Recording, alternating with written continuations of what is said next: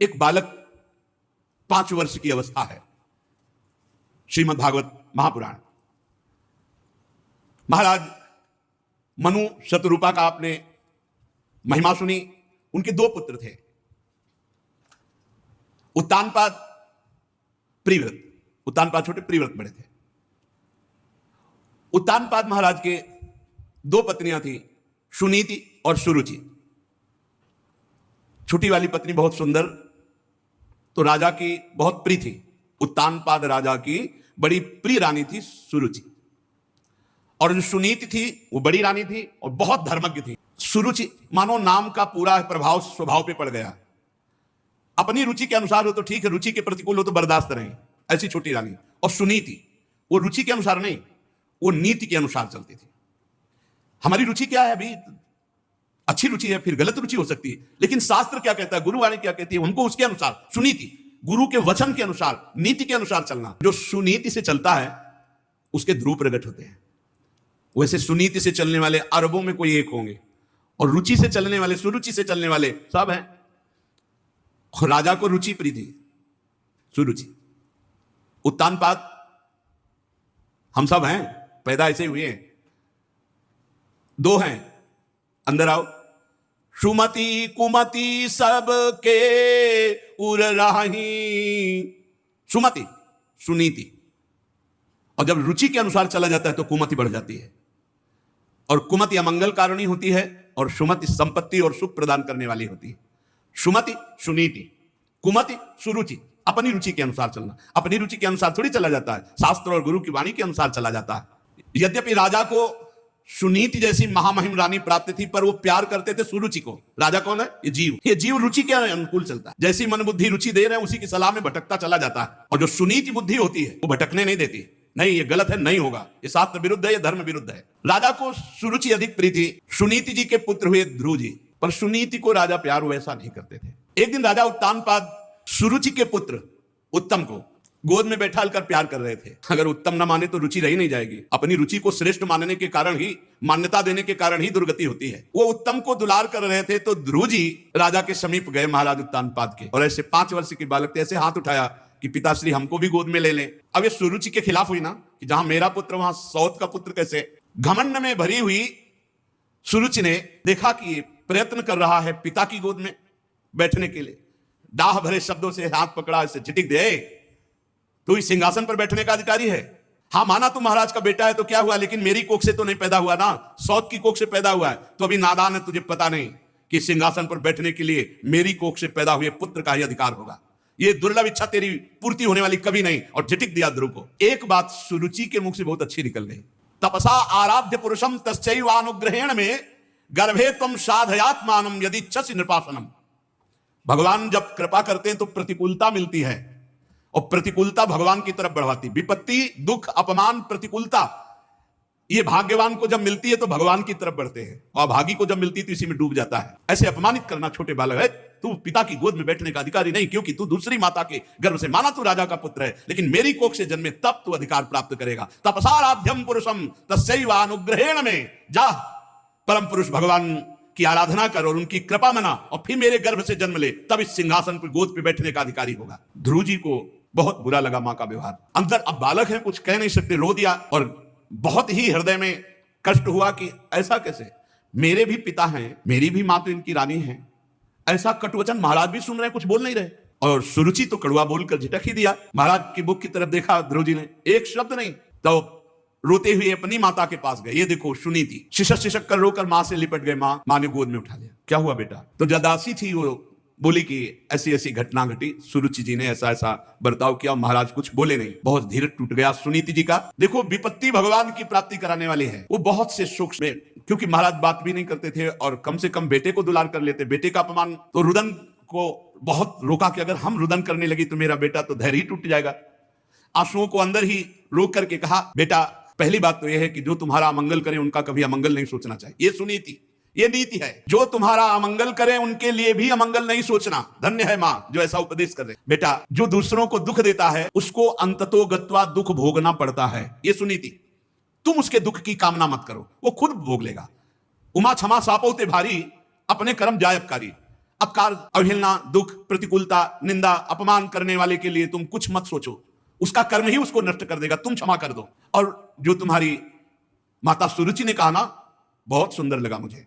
उन्होंने कहा ना कि ठीक है तुम राजा के पुत्र हुए तो क्या हुए, तो बेटा महाराज मुझे पत्नी क्या दासी भी स्वीकार करने में अब लज्जा आती है उनको, क्योंकि नवीन रानी मिल गई है तो मुझे दासी भी नहीं मानते, पत्नी की क्या बात। पर बेटा एक बात तुम्हें बहुत अच्छी माँ ने कही कि तुम भगवान नारायण की आराधना करो, तो यह बात हमें बहुत अच्छी। क्या बेटा तुम उन माता की बात मानोगे? और मेरी भी सहमति है कि तुम भगवान की आराधना करो।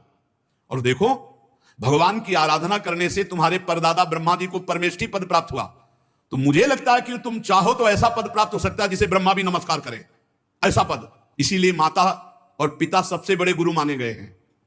अगर गलत सलाह दे दे तो जीवन बर्बाद हो जाए बच्चे का, और अच्छी सलाह दे दे तो जगत बंदनी पुत्र हो जाए। सुनीति जी ने कहा, तुम्हारी मां ने बहुत ठीक कहा कि भगवान श्री हरि की आराधना करके, तो आराधना शब्द पर ध्यान दो बेटा तुम। देखो तुम्हारे दादा स्वयंभू मनु स्वयं बड़ी बड़ी दक्षिणा वाले यज्ञों से भगवान की आराधना करते रहते हैं और अलौकिक पदवी को प्राप्त हुए, अलौकिक सुख को प्राप्त हुए। बेटा मेरी भी यही इच्छा है।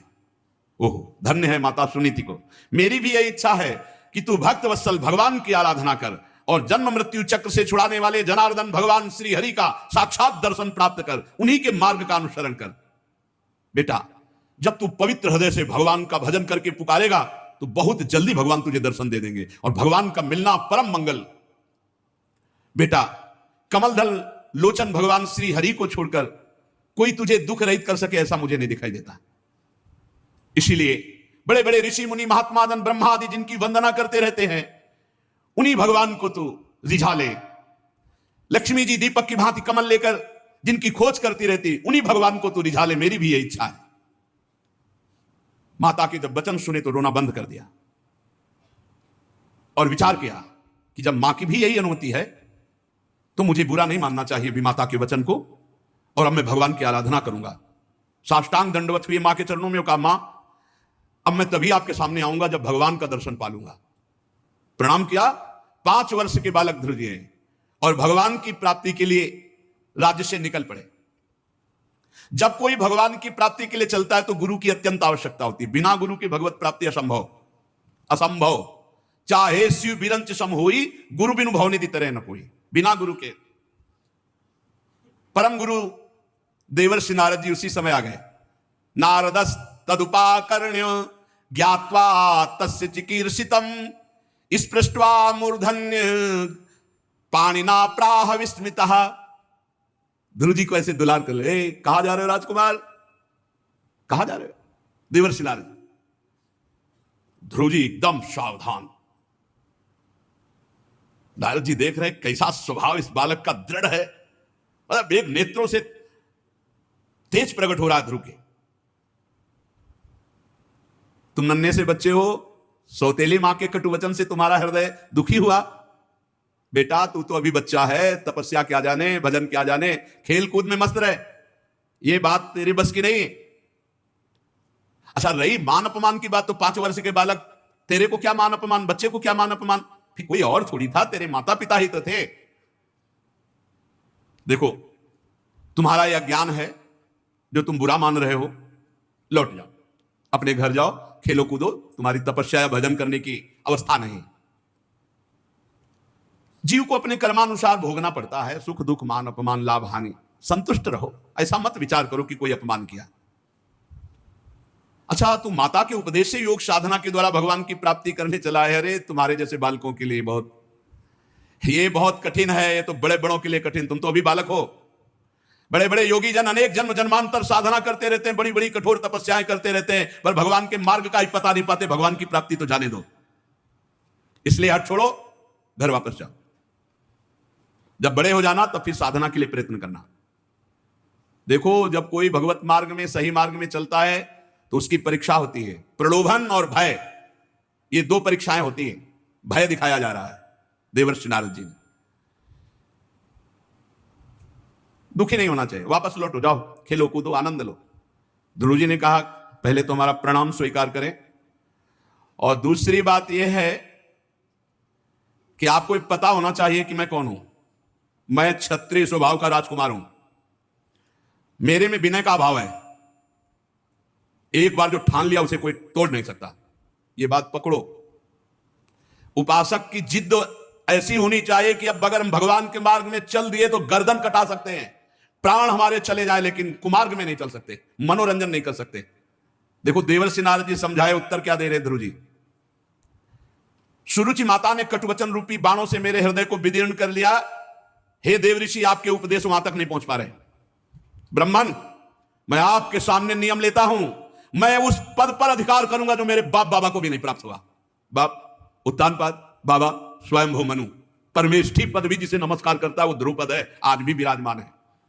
मैं त्रिलोकी में सर्वश्रेष्ठ पद पर, क्या निष्ठा है, क्या निष्ठा है। पदम त्रिभुवनोत्कृष्टम जिगीषो साधु वर्त में, मैं वो त्रिभुवन में सबसे बड़ा पद प्राप्त करना चाहता हूं जिसे बाप बाबा पर बाबा को भी नहीं मिला है। पितृभिर ब्रह्मन नन्यैरपि, जिन्हें अन्य किसी को प्राप्त ही नहीं हुआ, चाहे हमारे बाबा हो चाहे हमारे पर बाबा हो। अगर आप कृपा करना चाहते हैं तो मुझे उपाय बता दीजिए, बस वापस जाने की तो बात आप बंद कर दीजिए। आप सर्वज्ञ हैं,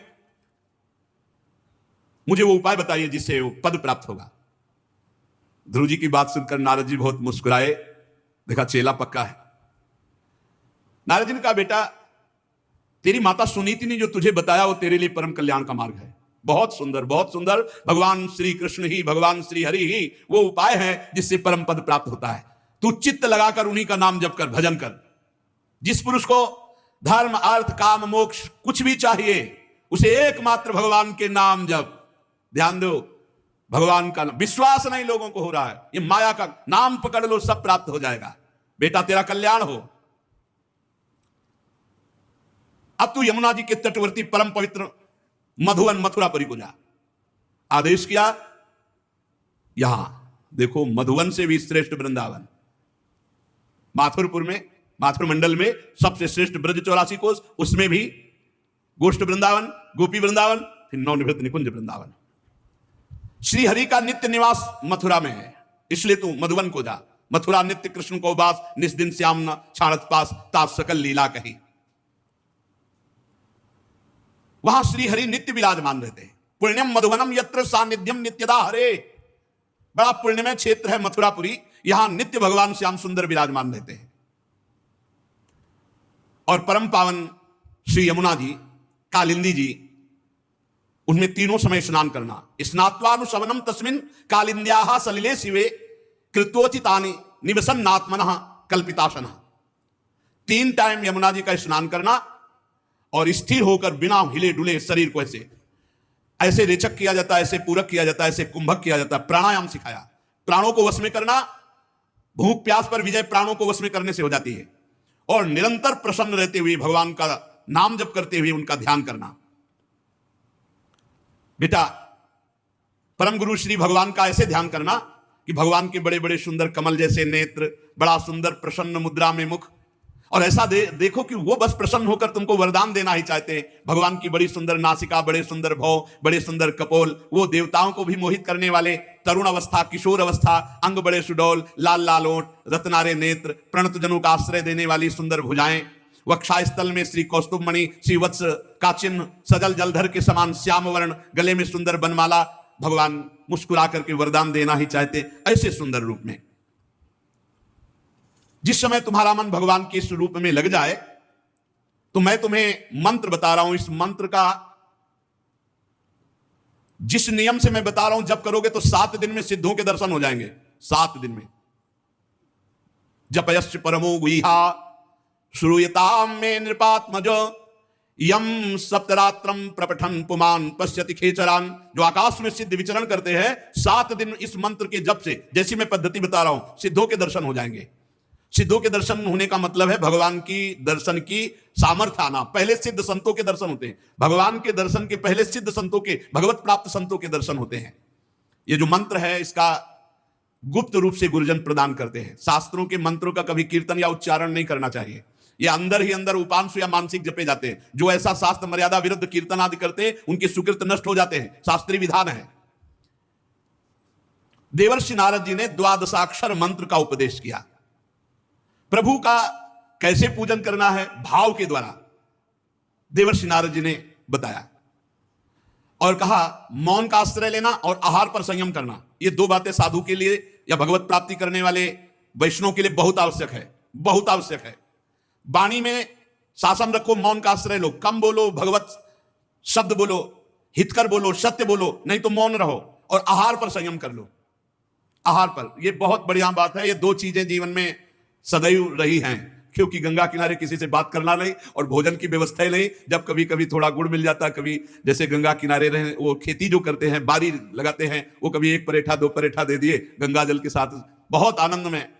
ये साधक को दो चीजों पर ध्यान देना चाहिए, वाणी, मौन, आहार थोड़ा। देखो अभ्यास है, जैसा कर लो कर लो। एक एक कवल कम करते जाओ, कम होता जाएगा, और एक एक कवल बढ़ाते जाओ तो पेट बढ़ता जाएगा, चर्बी बढ़ती जाएगी, भजन वजन तो होना नहीं। फिर भोजन नीरस, भजन सरस, और भोजन सरस तो भजन नीरस। नारद जी ने उपदेश किया कि भगवान की सबसे बड़ी पूजा क्या है? मौन रहना और आहार को बहुत लघु रूप में करना, और निरंतर भगवान के इस मंत्र को और इसी मंत्र से भाव के द्वारा पूजन करना। इस प्रकार जब हरि का मन वाणी शरीर से पूजन होगा तो तुम्हारा हृदय पवित्र हो जाएगा। निश्चल भाव से जब भगवान का द्वादशाक्षर मंत्र जब करोगे तो भगवान बड़ी जल्दी आकर आपको दर्शन देंगे। गुरुदेव ने मंत्र दिया, साधन बताया, भगवान का रूप। श्री ध्रुव जी ने नारद जी की 4 परिक्रमा की, गुरुदेव की, धन्य है। देखो भगवत मार्ग में चले तो गुरु मिल गए। साष्टांग दंडवत प्रणाम किया और उनके चरण चिन्ह से रज माथे पे लगाई। ध्रुव जी के ऐसे गुरुदेव दुलार कर रहे हैं, जाओ बेटा, निश्चित भगवान श्री हरि मिलेंगे। नारद जी को उपदेश पाकर ध्रुव जी ने प्रणाम करके रज लेकर के उनका आशीर्वाद लेकर मथुरापुरी की यात्रा की, मधुबन की। नारद जी महाराज उत्तानपाद के महल में पहुंचे, उन्होंने बड़ी पूजा की आराम से। नारद जी ने कहा तुम्हारा मुख सूख रहा है, किस विचार में पड़े हो? क्या कमी आ गई जो तुम्हारा मुख सूख रहा है? महाराज उत्तानपाद, तो राजा ने कहा महाराजा मुझे बड़ा पश्चाताप हो रहा, मैं निर्दयी हूं। हाय 5 वर्ष का नन्हा सा मेरा बच्चा मेरी गोद में बैठना चाह रहा था, मैंने कुछ नहीं बोला और इसने बहुत कटु वचन बोलकर निकाल दिया। हाय हाय, कहीं ऐसा ना हो कि जंगल में कोई भेड़िया खा जाए, कोई राक्षस। ऐसा बालक मेरी गोद में प्रेमवश चढ़ना चाहता था, मैंने बिल्कुल आदर नहीं किया महाराज, मैं बहुत दुखी हूं। नारद जी ने कहा तुम उसके लिए चिंता मत करो, कोई साधारण बालक नहीं है, उसके रक्षक स्वयं भगवान श्री हरि हैं, कोई भेड़िया और राक्षस उसे देख भी नहीं सकता। तुम उस बालक के प्रभाव को नहीं जानते हो, उस बालक का प्रभाव त्रिभुवन में फैलने वाला है। वो बालक बड़ा समर्थ है, जिसे बड़े बड़े लोकपाल नहीं कर सकते, उस काम को बालक पूरा करके शीघ्र तुम्हारे पास आएगा और तुम्हारा यश बढ़ेगा, क्योंकि तुम उसके पिता हो। ऋषि नारद की बात सुनकर कुछ तो संतोष हुआ उत्तानपादकों पर। ध्रुव की चिंता में वो ध्रुव जी मधुबन मथुरापुरी आए और जैसा गुरु जी ने कहा था त्रिकाल स्नान यमुना जी का, और उसी रात से उपवास शुरू कर दिया, एकाग्रचित होकर। बस वही 12 मंत्र जो गुरुदेव ने दिया। 3 रात्रि के अंतर में शरीर निर्वाह के लिए एक कैथा का एक पेड़ होता है, इतना बड़ा फल होता है, ऊपर बड़ा कठोर होता है और खटमिठा सा अंदर इतना गूदा होता है। बस एक गूदा, एक फल का गूदा 3 दिन 3 रात व्यतीत होने पर। फिर इसके बाद 3 दिन 3 रात व्यतीत होने पर एक बेर इतना बड़ा फल होता है। वो ऊपर से उसमें कुछ होता है, अंदर केवल गुठली होती है, गुठली हटी हो थोड़ा सा, इतना होता है। इसके बाद 1 महीना व्यतीत किया ऐसे, 3 दिन में एक कैथा, 3 दिन में एक बेर, ऐसे। दूसरे महीने में बेर और कैथा भी छोड़ दिया। 6 दिन में सूखे पत्ते जो पेड़ के नीचे गिरते उनको चबा लेते और रात दिन 12 मंत्र का जप। तीसरे महीने पर 9 दिन पर केवल 1 अंजुली जल पी लेते, पत्ते भी खाना छोड़ दिया। चौथे महीने में जल पीना भी छोड़ दिया, केवल श्वास, बस वायु चल रही है, और वायु भी 12 दिन तक रोकने लगे, 12 दिन वायु ही नहीं लिया। पर बहुत विचित्र, 5वें महीने में श्वास को जीतकर एक पैर केवल खंबे केवल खड़े होकर के, जैसे खंबा, अरे एक पैर केवल, दोनों हाथ ऊपर उठाए, श्वास को रोक लिया, मन को खींचकर परमात्मा में पूर्ण स्थित, श्वास बंद। गजब की साधना, गजब की। जे ही पर ब्रह्म की धारणा करके श्वास बंद करके हाथ उठाए, 12 दिन तक श्वास ले, त्रिभुवन कांप उठा। जैसे ध्रुव जी ने श्वास रोक करके समाधि भाव से, तो पृथ्वी कांपने लगी, त्रिभुवन में हाहाकार मच गया, बड़े बड़े देवता लोकपाल ब्रह्मांड भयभीत हो गए। श्वास सबकी रुक गई, सबकी। ध्रुव जी ने अपनी रोकी तो सबकी रुक गई, अन्य जीवों का साथ श्वास प्रश्वास रुक गया। लोकपाल घबराकर ब्रह्मादि सहित सब हरि की शरण में, भगवान सृष्टि का नाश हो जाएगा, सबकी प्राणवायु रुक गई, अभी अभी एक क्षण में सब मर जाएंगे, आप दुख से छुड़ाइए। भगवान ने कहा डरो मत, ये कोई अनिष्टकारी बात नहीं। उत्तानपाद के पुत्र ध्रुव ने मुझ विश्वात्मा में चित्त को लगाकर अपनी श्वास रोक ली तो साफ विश्व की श्वास रुक गई, क्योंकि भगवान विश्वात्मा है। मैं अभी निवृत्त करता हूं इस तप से। सब देवता लोग अपने अपने लोग को, भगवान तत्काल गरुड़ पर चढ़े और मथुरापुरी आ गए। गरुड़ की जो गति है वो मन से भी बढ़कर है। जैसे मन, आप बंबई गए तो 1 सेकंड के भी कम हिस्से में बंबई पहुंच जाएगा, इससे भी ज्यादा तीव्र गति गरुड़ भगवान की है। वहां पहुंच गए, देखा बिजली की तरह कांति है ध्रुव की चमकते हुए, अब परम पवित्र दे दीप्यमान। इधर ध्रुव जी जो ध्यान कर रहे थे भगवान का, वो अंतर ध्यान हो गया, घबरा गए। जे भी नेत्र खोला तो जो अंदर ध्यान कर रहे थे बाहर भगवान विराजमान। ओह, सामने खड़ा प्रभु को देखकर प्रेम अधीर हो गए। 6वें महीने में भगवत साक्षात्कार। जब भगवत मिलन की चाह लगती है तो नहीं खान पान ते भावे है, नहीं कोमल वसन सुभावे है, सब विषय लगे ते खारा है, हरि आशिक का मग न्यारा, हाय हाय मच जाता है। और फिर ऐसा अनुभव होने लगता है, आज भगवत साक्षात्कार होगा, आज विश्वनाथ जी मिले, आज मन अति हरस जनाव न तेहि, आज देखी हो परम स्नेही। और भगवान निहाल कर देते हैं। ध्रुव जी ने सामने देखा जो अपने ध्यान का विषय प्रभु थे, सामने गरुड़ ध्वज भगवान गरुड़ पर विराजमान है। साष्टांग दंडवत भगवान के सामने ध्रुव जी प्रेम अधीर होकर लौट गए। भगवान कूद पड़े गरुड़ जी से, जैसे मां अपने बालक का ऐसे ध्रुव जी को उठाकर भुजाओं से कस ले, मानो मां बरस रही है, जैसे मुख से चूमना, नेत्रों से करुणा बरसाना, हृदय। ऐसा थोड़ी होता है कि भगवान कोई ध्यान में मिल गए तो हम होते हैं भगवत साक्षात। भगवान ऐसे मिलते जैसे आप बैठे हो, बस लगन, तीव्रता, चाह, कहो सो कहां जहां प्रभु नहीं हो यहीं बैठे देख रहे हैं। बहुत देर तक ध्रुव जी प्रेम मगन, भगवान भी प्रेम मगन। अब ध्रुव जी कुछ बोलना चाहते हैं, भगवान की स्तुति करना चाहते हैं, पर बालक है 5 वर्ष के, हाथ जोड़ते कुछ बोलने की, पर क्या भगवान के सामने बोले, हिम्मत भी नहीं पड़ रही और कुछ आता भी नहीं कि भगवान की कैसे स्तुति करे। भगवान ने ध्रुव जी की ये स्थिति देखकर पांचजन शंख को कपोल पे छुआ दिया। ध्रुव जी के जो ही छुआया तो तत्काल ब्रह्मबोध हो गया, इसमें लिखा है तत्काल अपने स्वरूप का बोध ध्रुव जी को हो गया, ब्रह्मबोध हो गया छुआते ही। ये बड़ी महिमा की बात है।